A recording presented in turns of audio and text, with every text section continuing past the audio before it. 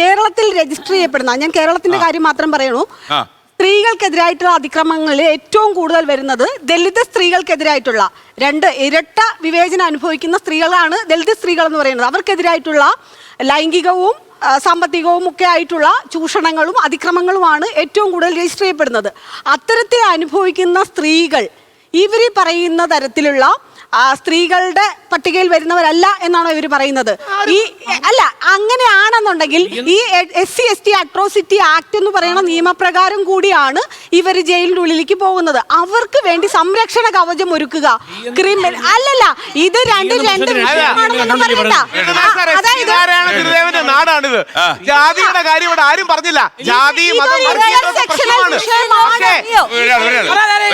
മാത്രല്ല ഉമ്മൻചാണ്ടി സാറിനെതിരെയുള്ള ആരോപണം ഒരു സ്ത്രീ ഉയർത്തിയ ആരോപണം എന്നുള്ള അതിനെ കാണേണ്ടത്. അതൊരു രാഷ്ട്രീയ വിവാദമായിരുന്നു. ആ സ്ത്രീ യഥാർത്ഥത്തിൽ ഒരു ഉപകരണമായി മാറുകയായിരുന്നോ അല്ലെങ്കിൽ അവർ തന്നെ ആയിരുന്നോ? അതിലുള്ള പ്രശ്നം എന്താണെന്നറിയാമോ? ഈ ഉമ്മൻചാണ്ടി ഇത്രയും കൊല്ലക്കാലം അനുഭവിച്ച വേദനയ്ക്ക്, അത് രാഷ്ട്രീയ കാരണമായാലും അത് ഏതെങ്കിലും ഒരു വനിത ചെയ്ത അപകടമായെങ്കിലും, അങ്ങേര് അനുഭവിച്ച വേദനയ്ക്ക് ആരാണ് മറുപടി പറയുക? അതിന് മറുപടി പറയേണ്ടത് നമ്മുടെ പ്രവർത്തകൻ. ഇതിൽ കൂടുതൽ അപമാനിക്കപ്പെടാനില്ല. ഇല്ല, തീർച്ചയായും ഞാൻ യോജിക്കുന്നു. രാഷ്ട്രീയത്തിന്റെ ദുരുപയോഗമാണ്, അല്ലാതെ ഏതെങ്കിലും സ്ത്രീയല്ല.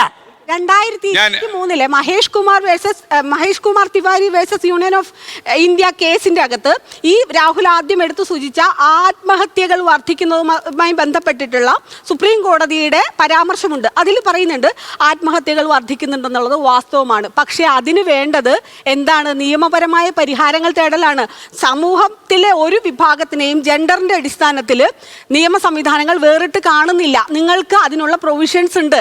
അക്കമിട്ട് അദ്ദേഹം അത്തരത്തിൽ വനിതാ കമ്മീഷൻ എന്ന് പറയുന്നത് എന്താണെന്ന് രാഹുലിന് വ്യക്തമായിട്ട് അറിയാം. ജെൻഡറിന്റെ ബേസിലല്ല, ജെൻഡറിന്റെ ബേസിലല്ല, തീർച്ചയായിട്ടും അല്ല.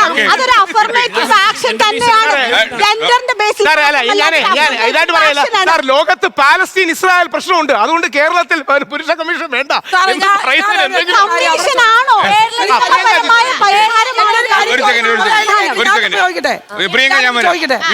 എന്തോ പറയാൻ വന്നു? ഒരു സെക്കൻഡ്